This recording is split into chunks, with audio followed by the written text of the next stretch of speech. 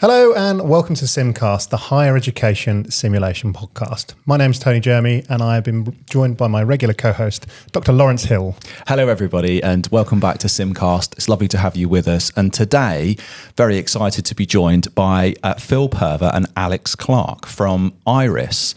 We're going to talk over the course of this episode about what iRIS is and the origin story and give you a bit of a demonstration of what it can do.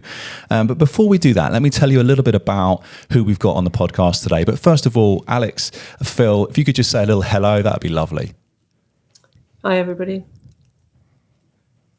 Hi, everyone, and just delighted to be here and to share what we've been doing in iRIS, particularly over the last year, and having this opportunity. Thank you, Phil. Thank you, Alex. Everyone. So, Alex Clark is actually a technology engineer by background, worked originally for Hewlett-Packard and got into app design and software, particularly with a real interest in driving up quality and promoting equity of access for simulation across the southwest of England. And we're going to talk a bit more about that origin in a bit. Phil has an education background, mathematics and geography, has actually got a phenomenal map behind him of a geological map of the UK, which is brilliant. We might not have time for that, but you've also worked in mining, which I think is probably a first for SimCast, and educational technology, a real passion for educational technology to drive people and organisations to improve, focusing on integration, technology and enhanced e-learning. So absolutely fantastic to have you both with us today. Thank you for your time. And we're really looking forward to the episode. If you enjoyed the episode, please give us a like. Equally so, if you didn't like the episode, give us a dislike, but let us know in the comments why, because we're always keen to improve.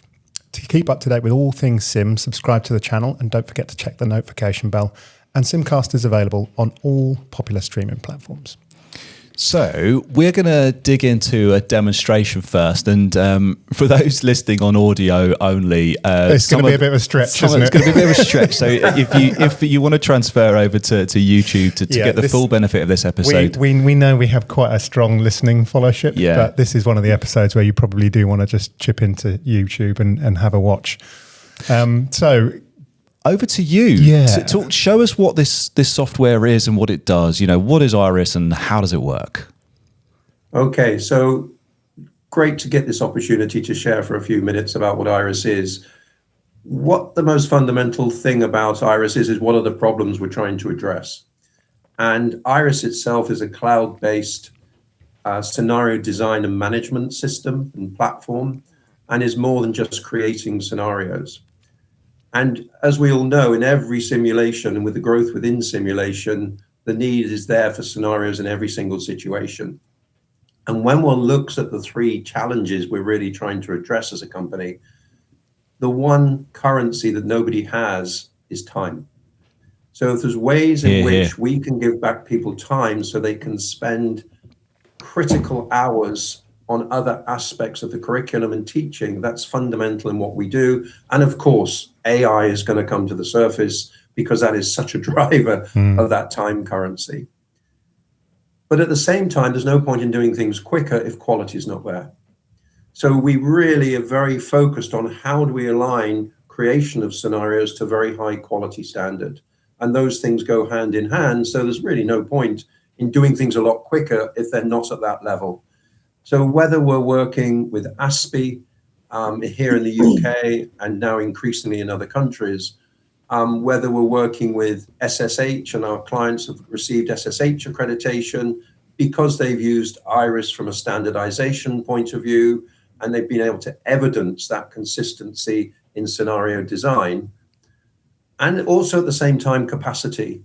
Very often in what scenario and the use of simulation is doing is going to faculty who are often overworked, they don't have the time, some of which don't understand simulation, so it's actually understanding what simulation is about.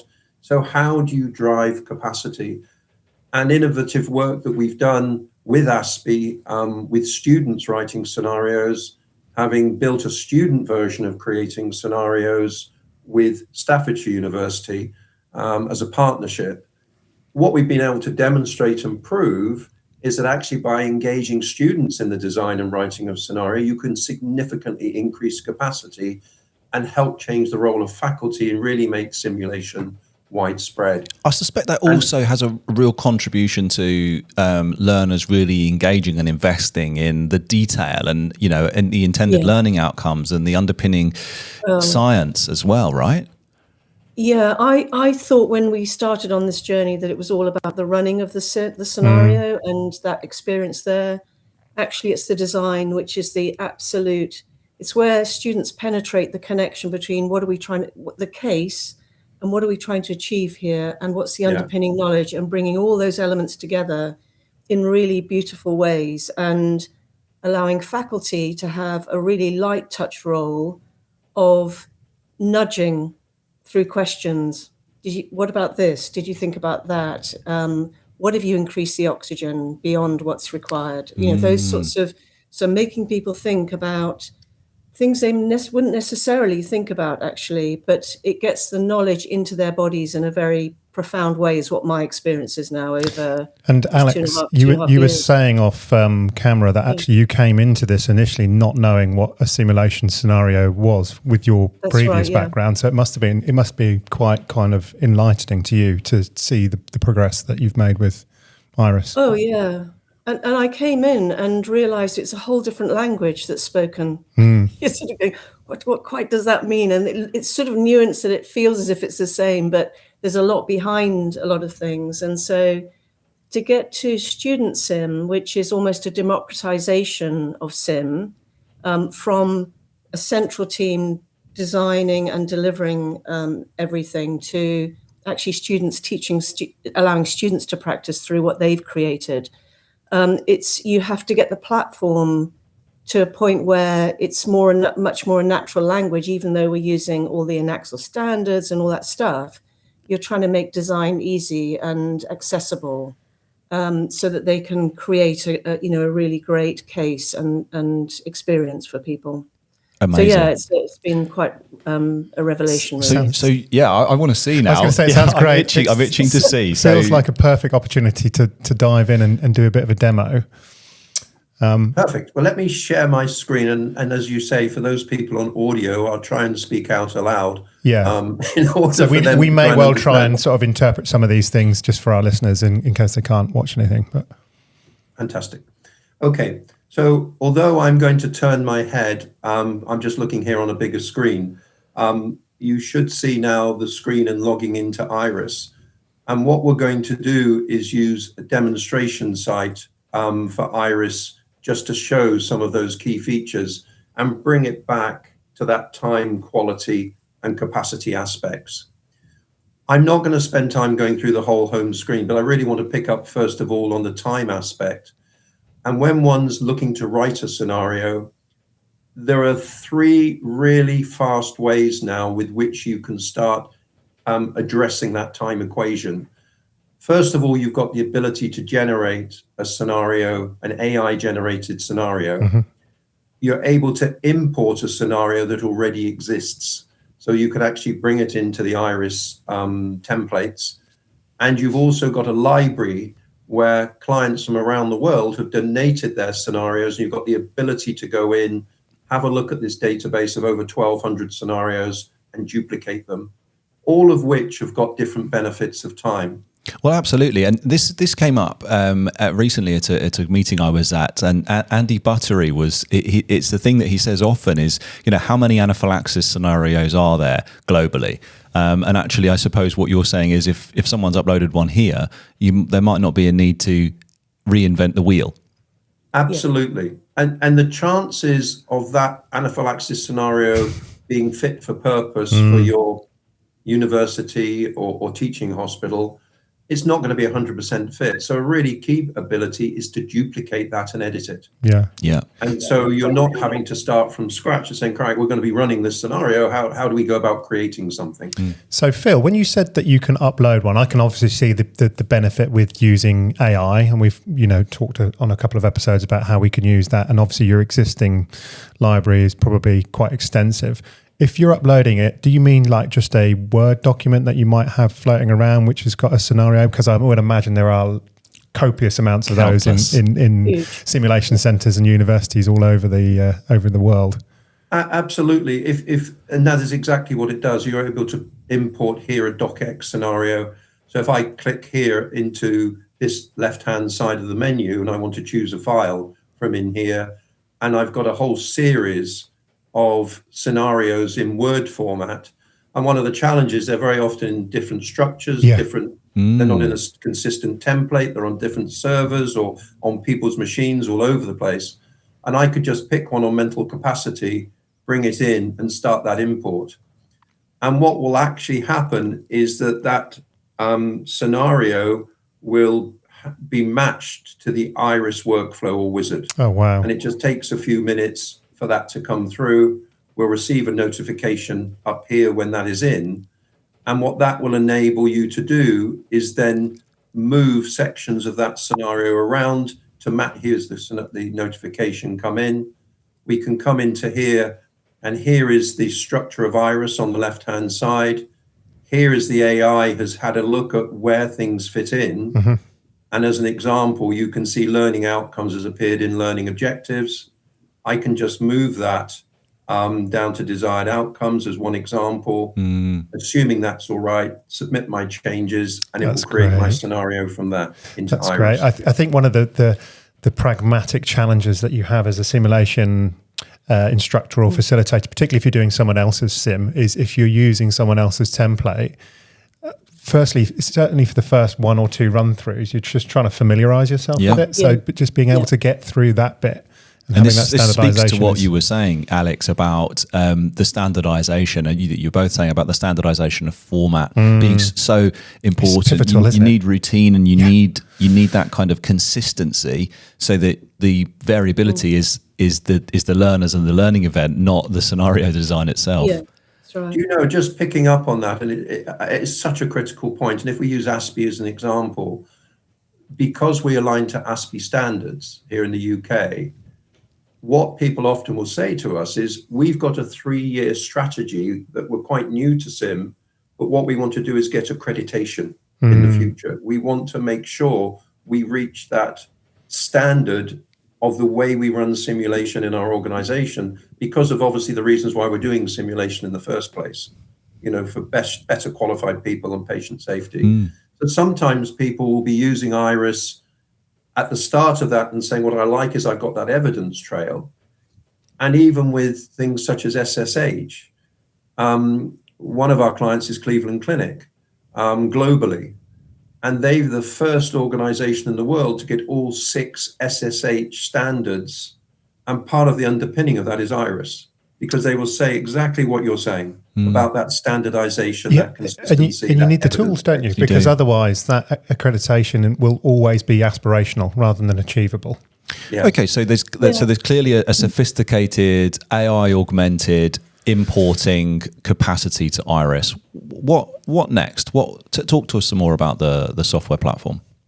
So if you that was just one example, and you'll see it's come in up here. But for time, let's just say that within a faculty department or within an organization, someone's new to SIM, they haven't got that time, and you're going to create something from scratch. We've also got the AI scenario generator. And if I take, in this case, a paramedic example, I could literally come into here, and this is an example of an 85-year-old in a community setting in a care home who's had a fall. And the paramedics are called out, and the care worker is saying, look, they've got a cut. But part of what they are experiencing is aggression when the paramedics arrive. And so we know that from a paramedic point of view, a lot of their role is one of human factors. So somebody might say, look, I've got an idea for a scenario. I can put this in, and this 85-year-old is 78 kilograms, no medication, very, very skinny information. And you've literally got a care worker and a patient, and you might come in with iSimulate or some equipment or your stretcher or whatever it might be. And the students are being asked to calm the situation, do a medical assessment, and from a debriefing point of view, we'll look at pearls. It's just very skinny. And I can see. Sorry, I can see as you're talking there, it's auto populating, right? So you're clicking on various features of the scenario, and it's filling in the gaps as you're going through? Is that, well, that's is that what's actually happening? me, I'm afraid, because I did this for exhibition purposes. Fine. You would normally just fill it in and just fill it in quickly I see. in the basic information that you want. Okay, good. I've just done it because I used it as a demonstration. Go on, Alex. Yeah. The idea of using a skeleton like this rather than a agentic approach is that people who are faculty and aren't experienced in Sim can now see a story in a skeleton format that makes sense, because that's often what they're providing into their leads in a department, their Sim lead in a department. But from this, a faculty member can see how I can write a scenario. I can write a fully formed scenario by having the context that I want to teach, used to teach as a case, and I can see it, right, yeah, that's good. And it's minimal. You're talking 50 to 60 words. But it's the sort of thing when you're chatting by a coffee machine with someone going, I really think we need to do a case about this.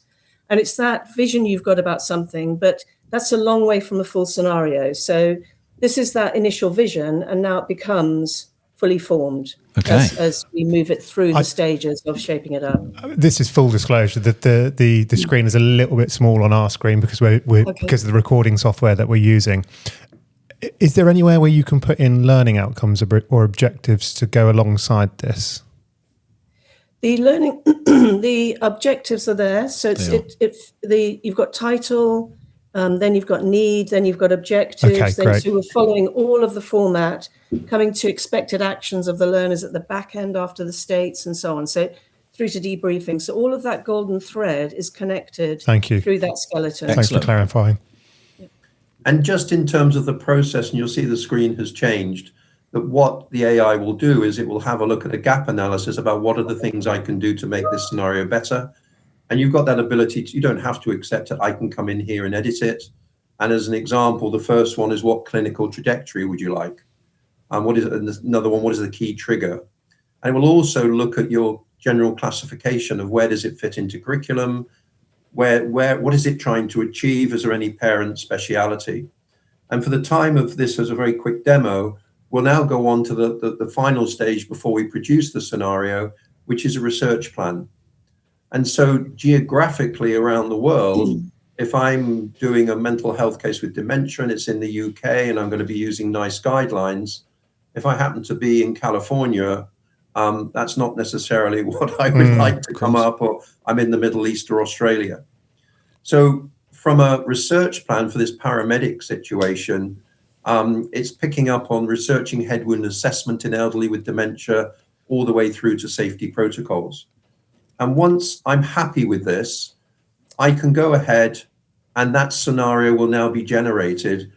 And what you're able to see is from that very skinny, as Alex said, few words at the front end, the AI will now go off and generate that scenario. We can close this window down and wait till we get a new notification coming up here in the iRIS system. So while we're waiting, Phil and Alex, your customer base, you've obviously got the three kind of key ways that you can input data in there via AI, your existing library, or your own scenarios that you upload.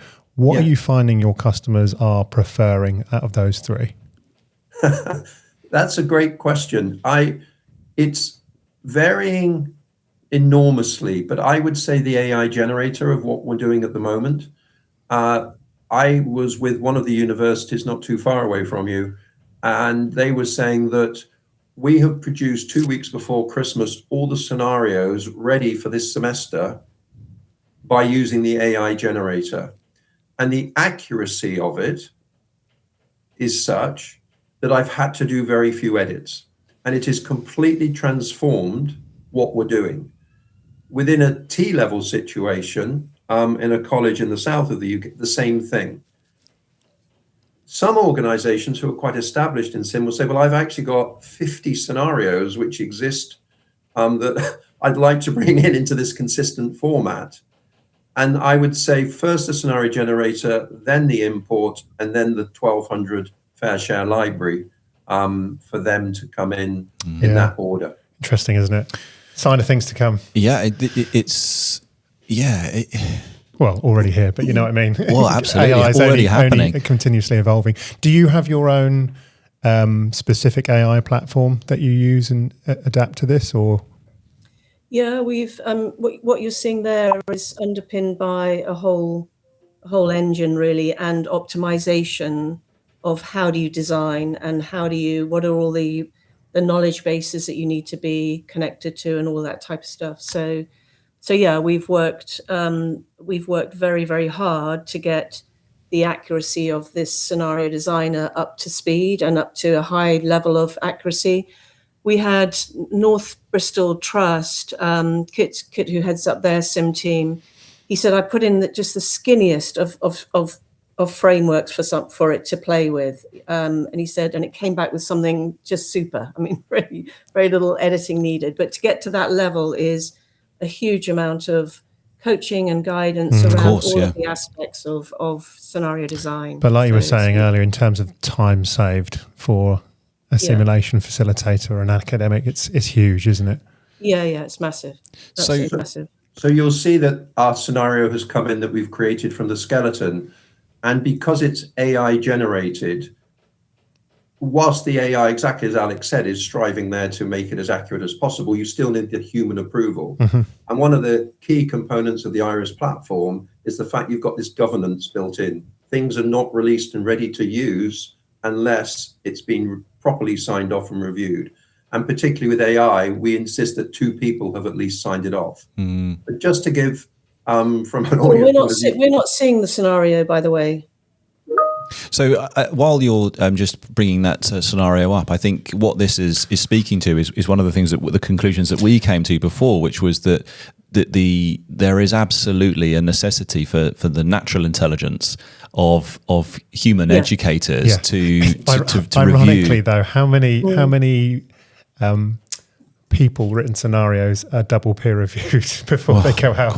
That's the reality. Is we've got that extra layer of security and probably a what's better written scenario, but it's just an AI generated. Yeah, the real danger is that it doesn't get clinically reviewed properly. And that's the real risk, which is why we've done the process we've done, which is at every stage, the skeleton, you're able to see it, make sure it's at the gap analysis, you can add, edit, modify it. So you're being engaged in the information that is guiding AI to design, including the research plan, obviously. And that whole, I think it'll be quite difficult. Personally, I think it's going to be very difficult for us to retain clinical expertise if we don't really pay attention to this. And I think even then it's going to be a challenge. So everything we can do to make sure that things are owned, human owned, as opposed to AI owned, that's the transfer that you've got to achieve. Amazing. And so now we're seeing on screen the scenario written out in full. Yeah. Absolutely. So now you'll see that from that skeleton with the gap analysis and that research plan, this is the full scenario from description, needs assessment, your learning objectives, your whole setup of roles in the scenario, with your required setup and resources, your faculty script. And it's just built everything out with the behaviors. You've got your vital signs, which will be exported out onto monitors with individual behaviors built in. Your vital signs there is going on to the patient now becomes calmed and cooperative of the 2 stages. All your learner outcomes, what the facilitators should do, what you want the learners to do, and your debriefing points and teaching notes and references built in as well. And because at this stage it's just from the AI generation and we haven't edited it in any way, generally you've taken 90% of the time away from having to create something from scratch. You'll see there's a request for review up here, but if I come out of it, you'll now come into the individual parts of the iRIS workflow wizard of how that scenario has been put together. And because of the time element, just very quickly to talk about a couple of key points in here, you've got an AI assistant. So this is there in each individual part of the scenario if you just want to edit something to gain new information. You've got the description in here that says all the way through in building the scenario, if you're relatively new, you've used AI, this is best practice. And in this particular case, it's saying how to write a good description. And so you can go into each part of the scenario that's been generated. If you want to add in more resources into here, a particular item that you think, oh, I need to add that in, you can add it in, but you're doing it now from a very strong scenario. Yeah, that sounds excellent. It's a couple of things very quickly to talk about here in the scenario states is an ABG generator, which again, people for each scenario state would have to create. There's a new tool there. And within the debriefing area, it now generates an assessment checklist as well. So all the time, you've got this information bubbles coming through, you've got your AI assistant, and you've also got the ability, as a vision that Alex and I have, that you can export one scenario to multiple technologies. And this technology list is growing all the time because most sim centers don't have one supplier's kit in there. And so that ability to go off to a mannequin or to go off to an immersive room or to go off into things such as iSimulate, but it's coming from one scenario and people don't get locked in. So that's very much a very rapid overview of that generation capability. And then in terms of the library for fair share, and I'll very quickly touch on this, you'll see within the library, there's over 1,200 scenarios people can choose from. So if I, for example, wanted to come in and put in paramedic into here. I'm really enjoying the love for paramedics here, Phil, by the way, just putting it out there. Sorry there. I said I'm enjoying the love for paramedics here. As a paramedic myself, it's good to see they've been well catered for in the software. On that point, presumably you can create scenarios which aren't around physical assessment, and the system will still incorporate that. Yeah, it does. It actually does SP-based scenarios really well, and it defines the states behaviorally. So this you can see often. So simulated patients, number of states which are related to that conversation and sort of what you're uncovering as you experiencing as you go through that. Oh, that's great. And just as an example in here, if I wanted to have a look at this scenario that Bob has donated into the community, I can have a look at this and think, wow, this could be quite useful for ourselves. The chance of it being 100% what I want is possibly not the case, but I could download it if I wanted to. But I can actually come back in here, and if I wanted to, I could duplicate it, and then I could edit it for my own purposes. So it could form a baseline with some edits, or it could be some inspiration for some more specific work that you want to do. So Phil, I'm just having a quick think about this in terms of how it would be used, and I'm sure you'll have an answer for this. But I'm assuming that as it has integration with different platforms, you might have, let's say in our education context, an academic who's writing the scenario, but then a technical member of staff who needs to access that to upload onto different systems. So assumably it's a multiple login, ease of access system for the faculty to use.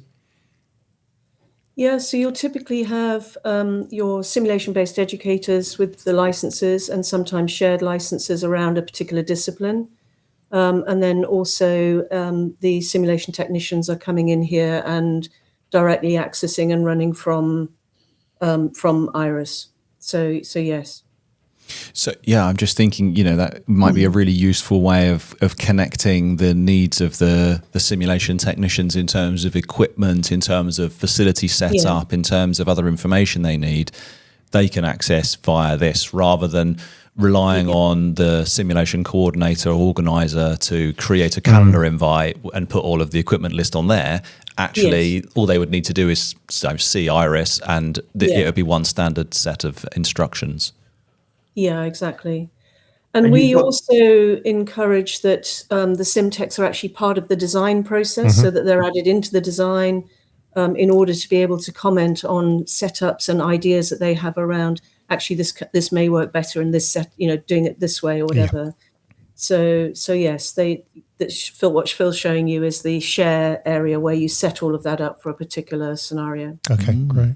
And then as well in the briefings that you have as well, that you can, you might just have the sim tech come in and just want to have a look at the equipment briefing in advance for setup. So it will take that elements of the scenario and they can look at it as well. Just very quickly, in terms of the library as well, we touched on the students, and we'll just give you one example here. When the students start writing the scenarios, I think the innovation with ASPE in terms of StudentSim Stars as a competition for UK universities, and that's now gone overseas, is quite incredible, the quality of the scenarios that the students create. Sorry, can I just give credit to Mandy Wilford? So this StudentSim came out of Mandy Wilford coming over to me at ASPE about 3 years ago and saying, Alex, I need to talk to you about something. And that's where it was born. So she was doing StudentSim on paper, and there are people around the country doing StudentSim on paper, but you can't then scale it with the number of students you're talking about. And sounds like Mandy Wilford is someone we need to get on SimCast. Her name's come up before. Yeah.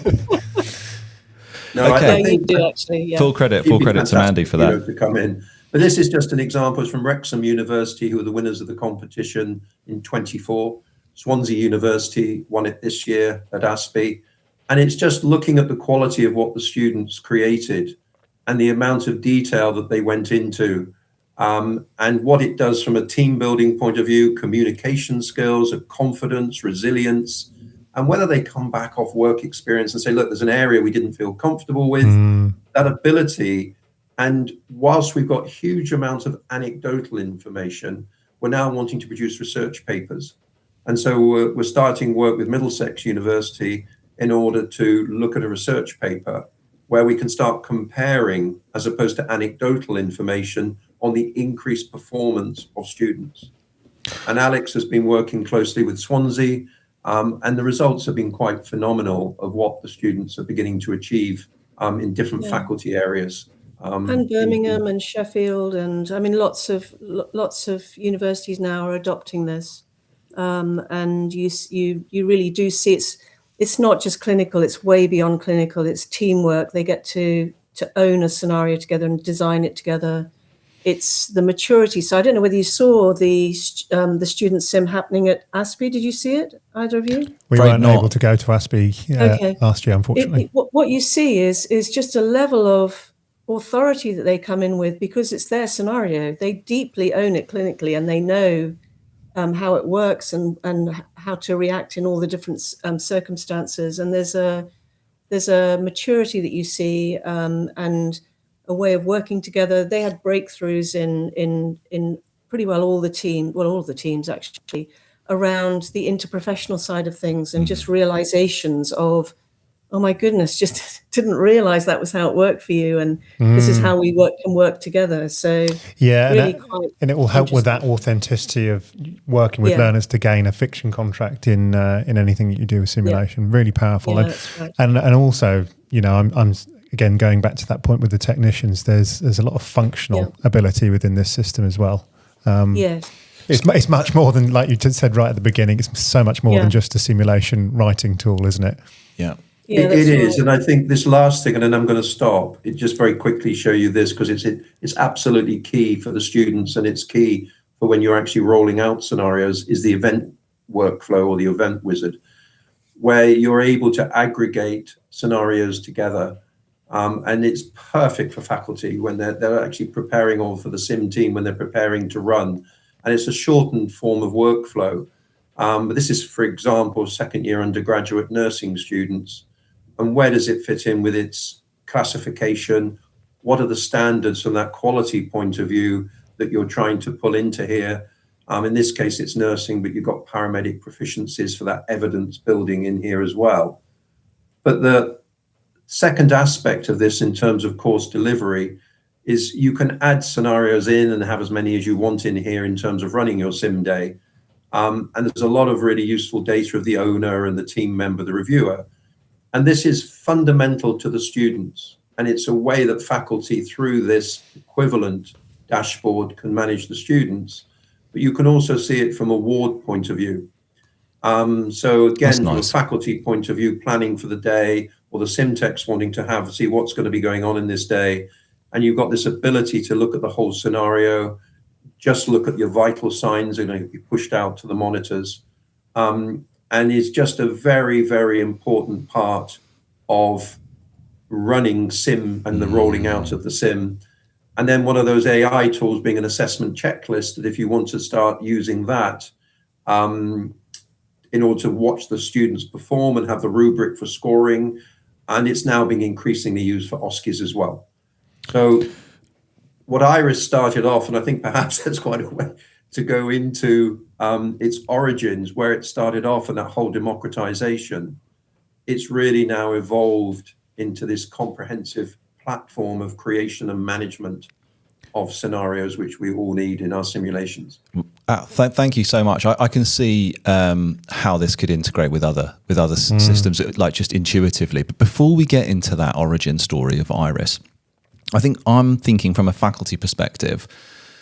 So Tony's perhaps writing ODP simulations. I'm perhaps writing paramedic ones, nursing, physiotherapy, ODP, SLT, all of the three-letter abbreviations that there are for the professions that we have. Right. Do you feel left out because you don't have one? Yeah, but in terms of the library, so presumably the writers of these scenarios will decide on what they call them. Have you noticed any norms emerging in terms of taxonomies or nomenclature that people use to try and bring some order to that library, rather than it being, like 85-year-old female, with a head injury? Or do you just have different names? Do they have tags? Do they have tags by profession? Or how does one bring some semblance of order to the library? Yeah, they're classified. So the classification then allows you to filter the library on all of those classifications. So nursing, so what's the discipline, what's the organ system, what's the, so all of those classifications are effectively able to allow you to filter. And they will shortly become one of the inputs into AI search, which will be natural language searching across the library. But so all the data is there at the moment, just not that capability, which is actually probably one of the simplest AI capabilities to apply, but we haven't done that yet. So that's pretty close on our roadmap now. Awesome. So yes, that all becomes very, very simple going forward.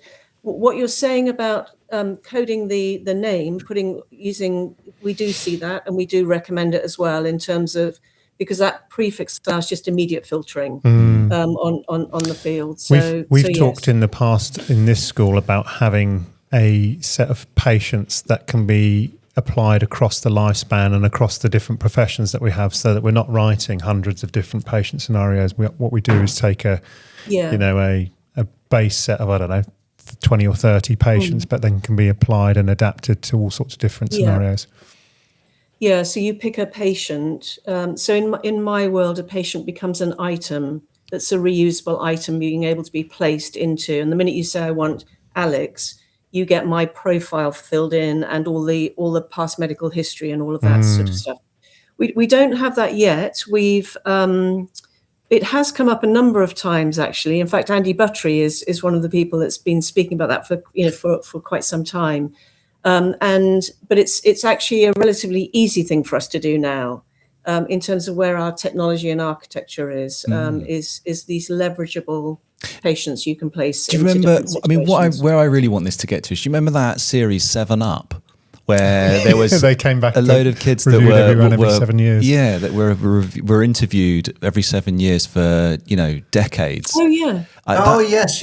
That's kind of where I imagine it. So like it should be like Alex 7, 14, 21, testing my 7 times table now. But that would be a really nice thing for the future. Going through a spicy spell of his life. They're 21. Yeah, Alex's 21-year-old, behaviours. Before we get into that, Alex, and your 21-year-old behaviours, let's go back a second, because clearly the two of you work really well.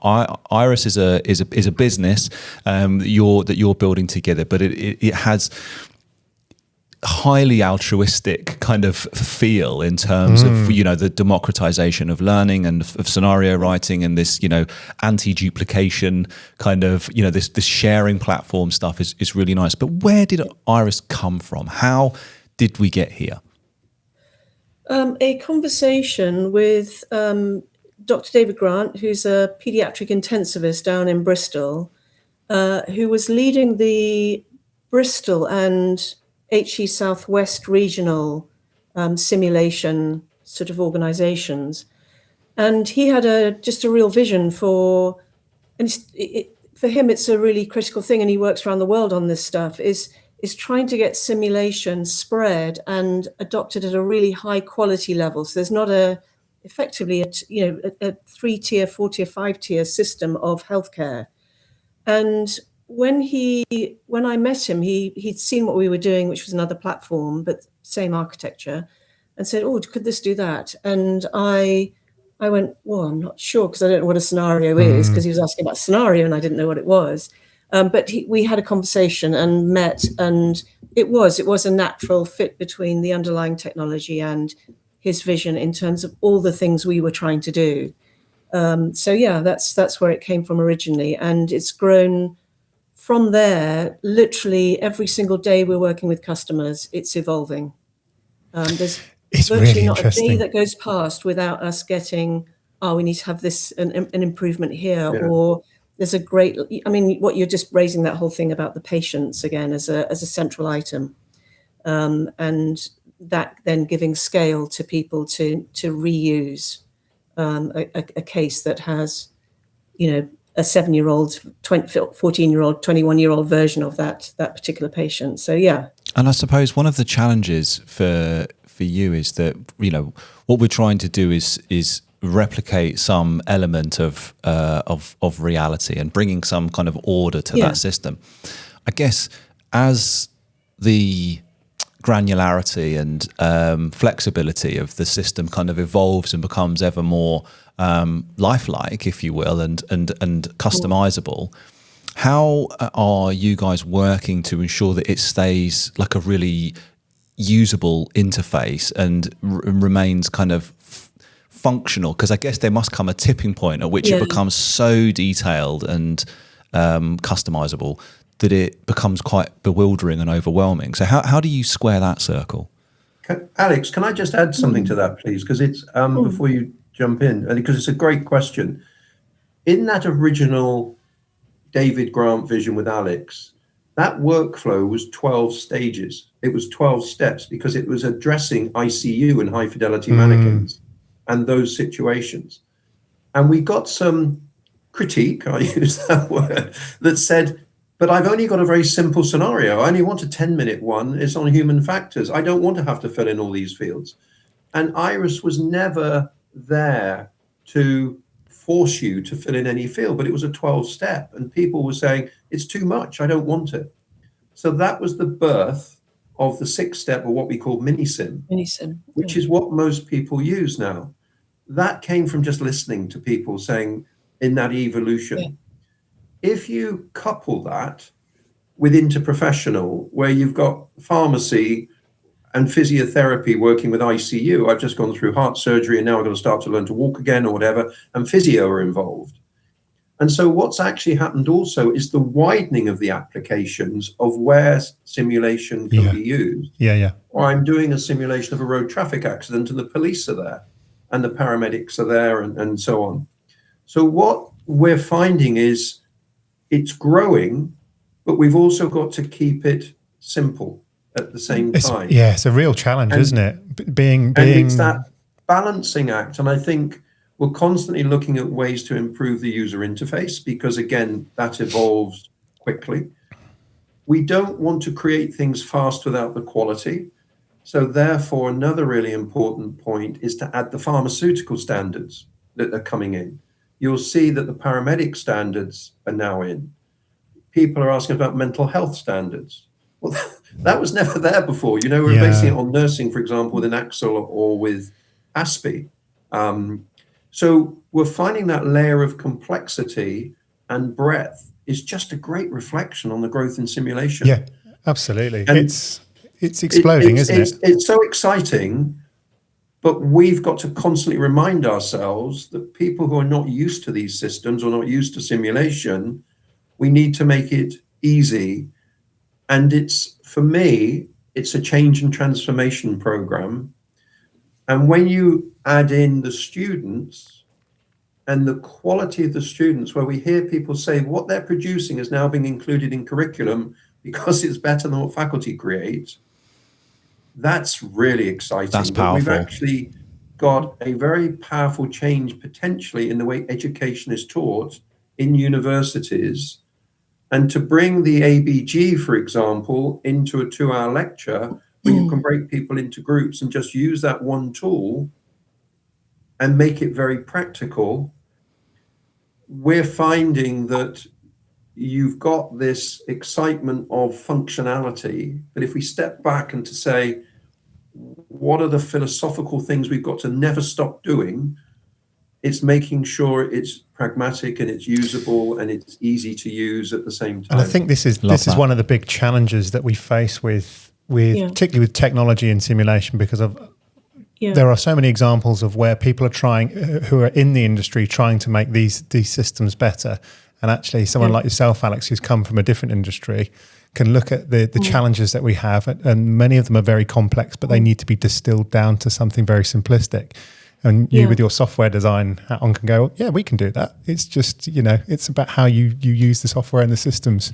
But a real challenge, particularly with an international audience as well, that you've got to cater to. The question's really, really on the money, though, because that's, and we're not there. So if I go, am I where I want us to be in terms of the vision is somebody can come straight in, no orientation, and they can do it. They can do whatever's needed. And every aspect of the platform is clearly visible when they need to do it.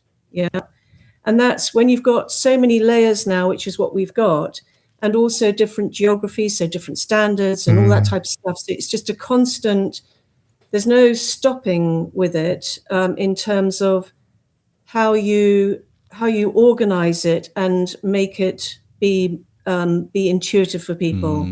So it's just a really good question. And do I think, that we're outstanding? No, I don't yet. So there's always going to be. I think it complements, doesn't it, rather than replaces. And I think it reflects. I think it reflects the complexity as well, because it only becomes complex because the things that we want to do in simulation are complex, because the things we want to do in healthcare or leadership are complex, and it's. I guess it's always going to be an efficiency thoroughness trade-off to some extent, because you can't have infinite complexity and granularity without increasing the complexity of the user interface, and vice versa. But what it's also doing is it's making that quality so much more accessible. Yeah. Your extremely experienced simulation educators will always be able to take simulation to another level, to another platform. That's right, yeah. But a platform like this means that a new simulation educator, someone who is pushed for time, can still get that really good quality and be able to make the accessible nature of that again on a global scale. I think it's fascinating. Just, and you may not be able to say too much about this, but aspirationally, Phil and Alex, where would you like to see iRIS going to in the future? I think it can transform undergrad education. I think the StudentSim process is profound, and we're scaling that now in Staffordshire, in Birmingham. Sheffield Hallam have just 400 students last June. Just doing another 400 students now. But the change in the maturity of capability that can be achieved through that is, I think, it's transformative. I mean, really, really transformative, from projects, essays, to actually penetrating case after case after case as part of your knowledge into practice, and in a much more agile way than is currently done. It's a lot of teaching, and then assignments. And StudentSim allows you to go teaching, practice, put every element into practice. Yeah, it sounds like what you're offering is an educational paradigm shift in terms of saying, actually, the learner is not the recipient of the scenario, because the intended learning outcomes are X and Y, but the intended learning outcomes are X and Y. and then just inviting the students to find out how you will get there, create this simulation, create this scenario, go down the rabbit holes, do the research, and that is really what is going to drive learning, much more so than passively participating in a simulation. That's right. Fascinating. Can I just add to this as well? I think if you look at a stakeholder map within institutions, and you look from the deans and the heads of schools, you look at the students, you look at faculty, you look at the sim team, they've all got different challenges. And I think from a visionary point of view, it's demonstrating how simulation, whether it's faculty creating it for students, you're not going to do StudentSim, or you're doing StudentSim, or we can see the complete strategy for sim, but these are some of the constraints.